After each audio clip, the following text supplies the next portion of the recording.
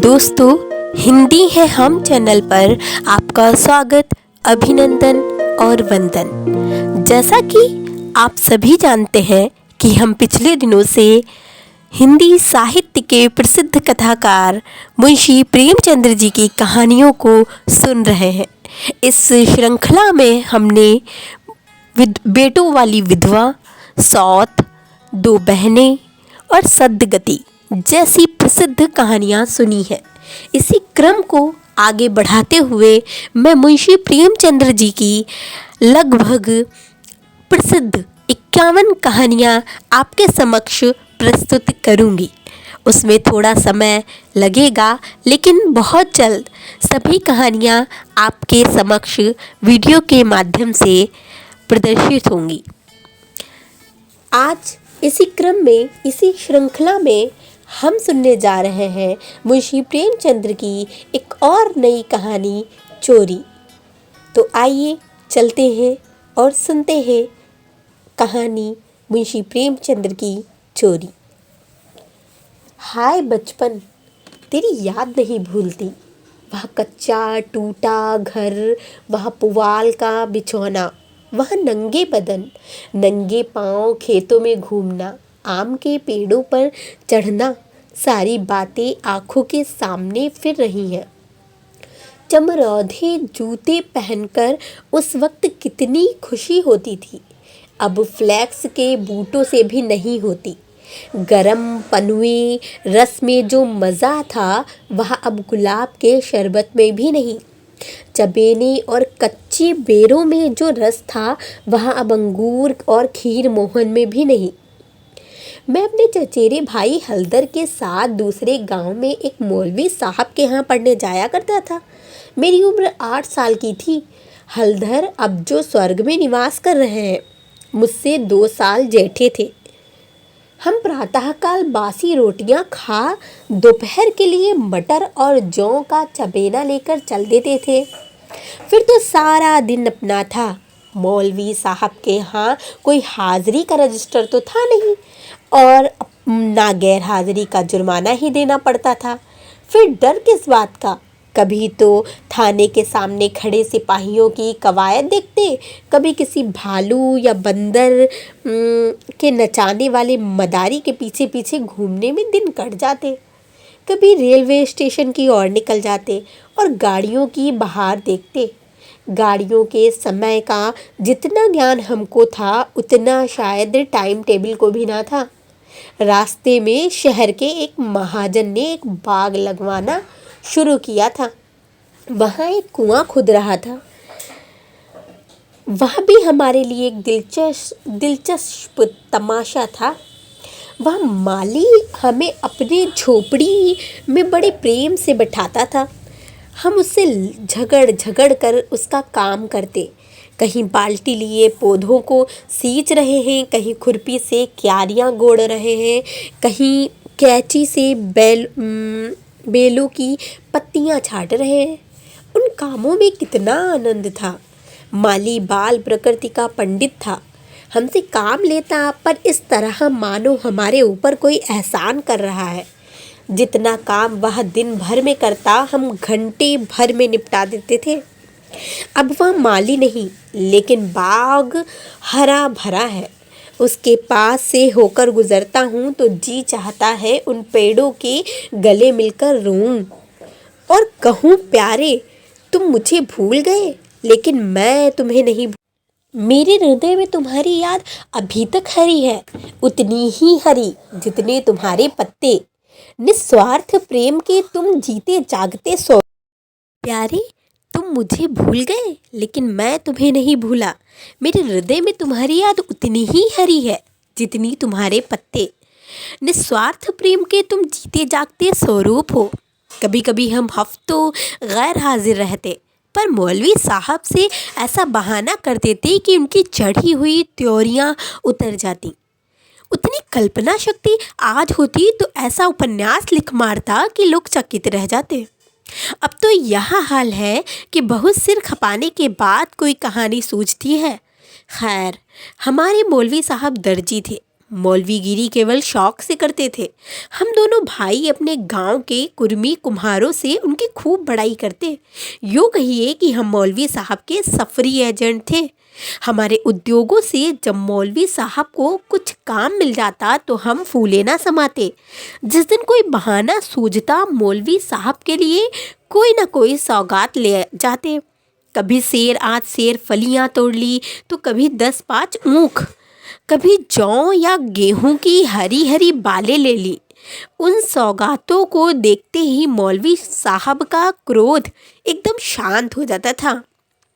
जब इन चीज़ों की फसल ना होती तो हम सजा से बचने के लिए कोई और ही उपाय खोजते। मौलवी साहब को चिड़ियों का शौक था। मकतब में श्यामा, बुलबुल, दहियल और चंडूलों के पिंजरे लटकते रहते थे।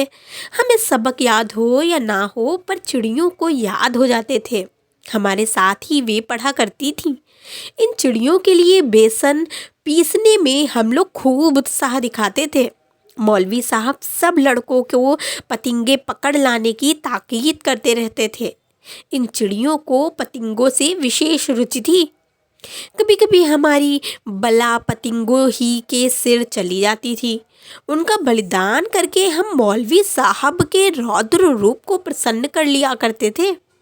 एक दिन सवेरे हम दोनों भाई तालाब में मुंह धोने गए तो हल्दर ने कोई सफ़ेद सी चीज़ मुट्ठी में लेकर दिखाई। मैंने लपक कर मुट्ठी खोली तो उसमें 1 रुपया था। विस्मित होकर पूछा, 1 रुपया तुम्हें कहाँ मिला? हल्दर, अम्मा ने ताक पर रखा था, चारपाई खड़ी करके निकाल लाया। घर में कोई संदूक या अलमारी तो थी नहीं।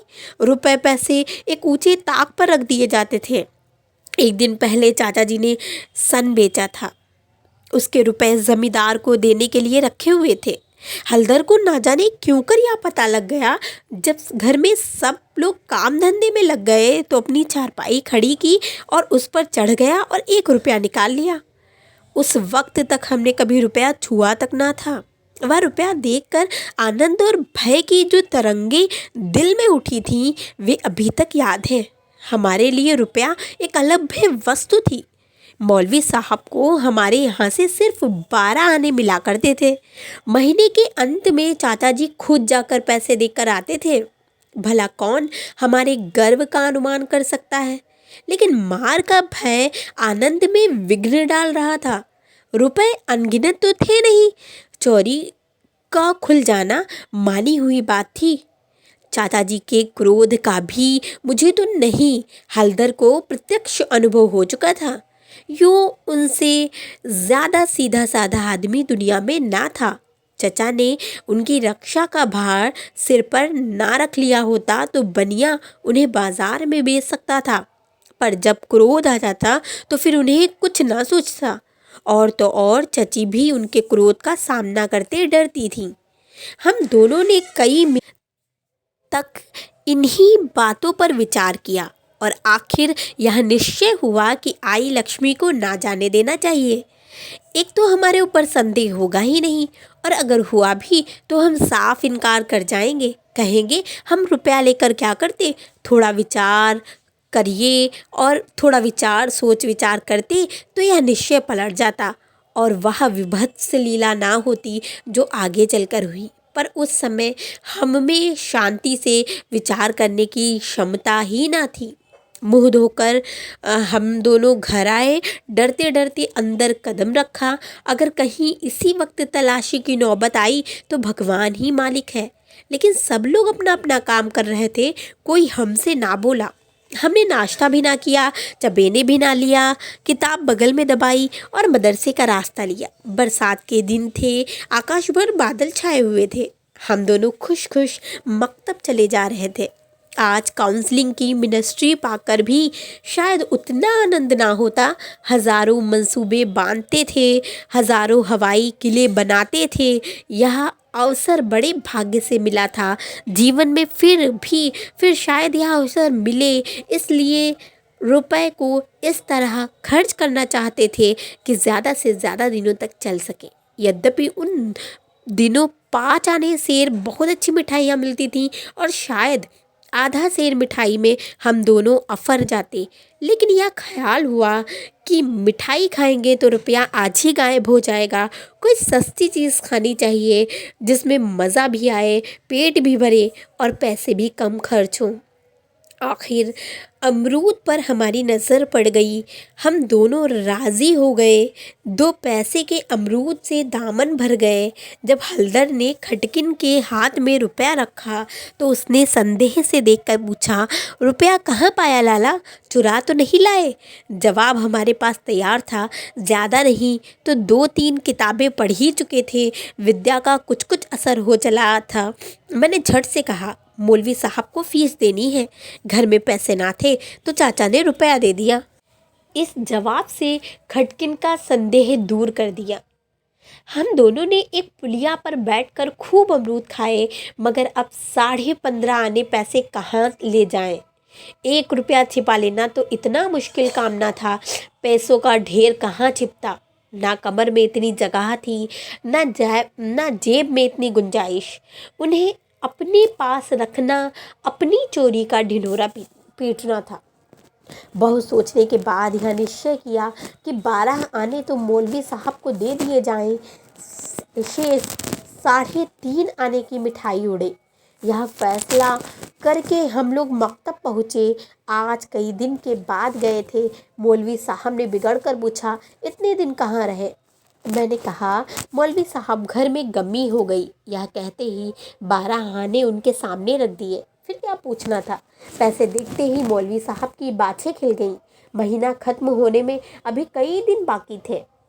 साधारणतः महीना चढ़ जाने और बार बार तकाजे करने पर कहीं पैसे मिलते थे। अब की इतनी जल्दी पैसे पाकर उसका खुश होना कोई अस्वाभाविक बात ना थी। हमने अन्य लड़कों की ओर सगर्व नेत्रों से देखा, मानो कह रहे हों, एक तुम हो कि मांगने पर भी नहीं देते और एक हम हैं कि पेशगी देते हैं। हम अभी सबक पढ़ ही रहे थे कि मालूम हुआ आज तालाब का मेला है। दोपहर में छुट्टी हो जाएगी। मौलवी साहब मेले में बुलबुल लड़ाने जाएंगे। यह खबर सुनते ही हमारी खुशी का ठिकाना ना रहा। 12 आने तो बैंक में जमा कर ही चुके थे। 3.5 आने में मेला देखने की ठहरी। खूब बाहर रहेगी, मज़े से रेवड़ियाँ खाएंगे, गोल गप्पे उड़ाएंगे, झूले पर चढ़ेंगे और शाम को घर पहुंचेंगे। लेकिन मौलवी साहब ने एक कड़ी शर्त लगा दी कि सब लड़के छुट्टी के पहले अपना अपना सबक सुना दें। जो सबक ना सुना सकेगा उसे छुट्टी ना मिलेगी। नतीजा यह हुआ कि मुझे तो छुट्टी मिल गई, पर हल्दर कैद कर लिए गए और कई लड़कों ने भी सबक सुना दिए थे। वे सभी मेला देखने चल पड़े। मैंने भी उनके साथ मैं भी हो लिया। पैसे मेरे पास भी थे, इसलिए मैंने हल्दर को साथ लेने का इंतज़ार न किया। तय हो गया कि वह छुट्टी पाते ही मेले में आ जाएंगे और दोनों साथ साथ मेला देखेंगे। मैंने वचन दिया था कि जब तक वह ना आएंगे 1 पैसा भी ना खर्च करूंगा। लेकिन क्या मालूम था कि दुर्भाग्य की कुछ और लीला रच रहा है। कुछ मेला पहुँचे 1 घंटे से ज़्यादा गुजर गया, पर हल्दर का कहीं पता नहीं। क्या अभी तक मौलवी साहब ने छुट्टी नहीं दी या रास्ता भूल गए? आंखें फाड़ फाड़ कर सड़क की ओर देखता था। अकेले मेला देखने में जी भी ना लगता। यह संशय भी हो रहा था कि कहीं चोरी तो नहीं खुल गई और चाचा जी हल्दर को पकड़कर घर तो नहीं ले गए। आखिर जब शाम हो गई तो मैंने कुछ रेवड़ियाँ खाई। हल्दर के हिस्से के पैसे जेब में रखकर धीरे धीरे चला। रास्ते में ख्याल आया मकतब होता चलूं, शायद हल्दर अभी वहीं हो, मगर वहाँ सन्नाटा था। हाँ, एक लड़का खेलता हुआ मिला। उसने मुझे देखते ही ज़ोर से कहा मारा और बोला, बच्चा घर जाओ। तो कैसी मार पड़ती है तुम्हें? तुम्हारे चाचा आए थे, हल्दर को मारते मारते घर ले गए हैं। अजी ऐसा तान कर घुसा मारा कि मियाँ हल्दर मुंह के बल गिर पड़े। यहाँ से घसीटते ले गए हैं। तुमने मौलवी साहब की तनख्वाह दे दी, वह भी ले ली। अभी कोई बहाना सोच लो, नहीं तो बेभाव की पड़ेगी। मेरी सिट्टी पिट्टी भूल गई। बदन का लहू सूख गया। वही हुआ जिसका मुझे शक था। पैर मन भर के हो गए। घर की ओर एक एक कदम बढ़ चलना मुश्किल हो रहा था। देवी देवताओं के जितने नाम याद किए थे सभी को मनौती मानी। किसी को लड्डू, किसी को पेड़े, किसी को बतासे।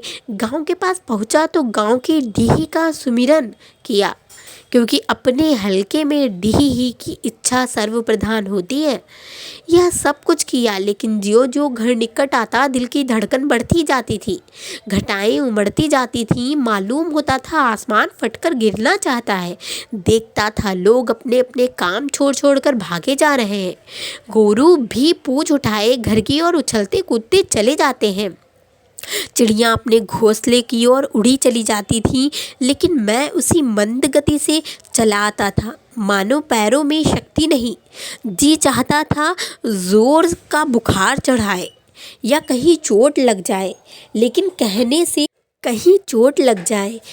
कहने से धोबी गधे पर नहीं चढ़ता, बुलाने से मौत नहीं आती। बीमारी का तो कहना ही क्या, कुछ ना हुआ और धीरे धीरे चलने पर भी घर सामने आ ही गया। अब क्या हो, हमारे द्वार पर इमली का एक घना वृक्ष था। मैं उसी की आड़ में छिप गया कि ज़रा और अंधेरा हो जाए तो चुपके से घुस जाऊं और अम्मा के कमरे में चारपाई के नीचे जा बैठूं। जब सब लोग सो जाएंगे तो अम्मा ये से सारी कथा कह सुनाऊंगा। अम्मा कभी नहीं मारती, ज़रा उनके सामने झूठ झूठ रोऊंगा तो वह और भी पिघल जाएंगी। रात कट जाने पर फिर कौन पूछता है, सुबह तक सबका गुस्सा ठंडा हो जाएगा। अगर यह मंसूबे पूरे हो जाते हैं तो इसमें संदेह नहीं कि मैं बेदाग बच जाऊंगा। लेकिन वहाँ तो विधाता कुछ और ही मंजूर था। मुझे एक लड़के ने देख लिया और मेरे नाम की रट लगाते हुए सीधे मेरे घर की तरफ भागा। अब मेरे लिए कोई आशा न रही। लाचार घर में दाखिल हुआ तो सहसा मुंह से एक चीख निकल गई, जैसे मार खाया हुआ कुत्ता किसी को अपनी ओर आकर भय से चिल्लाने लगता है। बरोठे में पिताजी बैठे थे। पिताजी का स्वास्थ्य इन दिनों कुछ खराब हो गया था। छुट्टी लेकर घर आए हुए थे। यह तो नहीं कह सकता कि उन्हें शिकायत क्या थी, पर वह मूंग की दाल खाते थे और संध्या समय शीशे की गिलास में एक बोतल में कुछ उंडेल उंडेल कर पीते थे। शायद वह किसी तजुर्बेकार हकीम की बताई हुई दवाएं थीं। दवाएं सब बसाने वाली और कड़वी होती हैं। यह दवा भी बुरी ही थी, पर पिताजी ना जाने क्यों इस दवा को खूब मज़े ले लेकर पीते थे। हम जो दवा पीते हैं तो आंखें बंद करके एक ही घूंट में गटक जाते हैं, पर शायद इस दवा का असर धीरे धीरे पीने में ही होता हो। पिताजी के पास गांव के 2-3 और कभी 4-5 और रोगी भी जमा हो जाते और घंटों दवा पीते रहते थे। मुश्किल से खाना खाने उठते थे। इस समय भी वह दवा पी रहे थे। रोगियों की मंडली जमा थी। मुझे देखते ही पिताजी ने लाल लाल आंखें करके पूछा, कहाँ थे अब तक? मैंने दबी जबान में कहा, कहीं तो नहीं। अब चोरी की आदत सीख रहा है। बोल, तूने रुपया चुराया कि नहीं? मेरी जबान बंद हो गई। सामने नंगी तलवार नाच रही थी। शब्द भी निकालते हुए डरता था। पिताजी ने जोर से डांट कर पूछा, बोलता क्यों नहीं? तूने रुपया चुराया कि नहीं? मैंने जान पर खेलकर कहा, मैंने कहा। मुंह से पूरी बात भी न निकलने पाई थी कि पिताजी विकराल रूप धारण किए, दांत पीसते झपट कर उठे और हाथ उठाए मेरी ओर चले। मैं जोर से चिल्लाकर रोने लगा। ऐसा चिल्लाया कि पिताजी भी सहम गए। उनका हाथ उठा ही रह गया। शायद समझे कि जब अभी से इसका यह हाल है तब तमाचा पड़ जाने पर कहीं इसकी जान ही न निकल जाए। मैंने जो देखा कि मेरी हिकमत काम कर गई तो और भी गला फाड़ फाड़ कर रोने लगा। इतने में मंडली के 2-3 आदमियों ने पिताजी को पकड़ लिया और मेरी ओर इशारा किया कि भाग जा। बच्चे बहुधा ऐसे मौके पर मचल जाते हैं और व्यर्थ मार खा जाते हैं। मैंने बुद्धिमानी से काम लिया, लेकिन अंदर का दृश्य इससे कहीं भयंकर था। मेरा तो खून सर्द हो गया। हलधर के दोनों हाथ एक खंबे से बंधे थे। सारी देह धूल धूसरित हो रही थी और वह अभी तक सिसक रहे थे। शायद वह आंगन भर में लोटे थे। ऐसा मालूम हुआ कि सारा आंगन उनके आंसुओं से भर गया है। चची हलधर को डांट रही थी और अम्मा बैठी मसाला पीस रही थी। सबसे पहले मुझ पर चची की निगाह पड़ी। बोली, लो वहाँ भी आ गया। क्यों रे, रुपया तूने चुराया था कि इसने? मैंने निशंक होकर कहा। हल्दर ने। अम्मा बोली, अगर उसी ने चुराया था तो तूने घर आकर किसी से कहा क्यों नहीं? अब झूठ बोले बगैर बचना मुश्किल था। मैं तो समझता हूँ कि जब आदमी को जान का खतरा हो तो झूठ बोलना क्षम्य है। हल्दर मार खाने के आदी थे। 2-4 घूंसे और पड़ने से उनका कुछ ना बिगड़ सकता था। मैंने मार कभी नहीं खाई थी। मेरा तो 2 ही 4 घूंसों में काम तमाम हो जाता।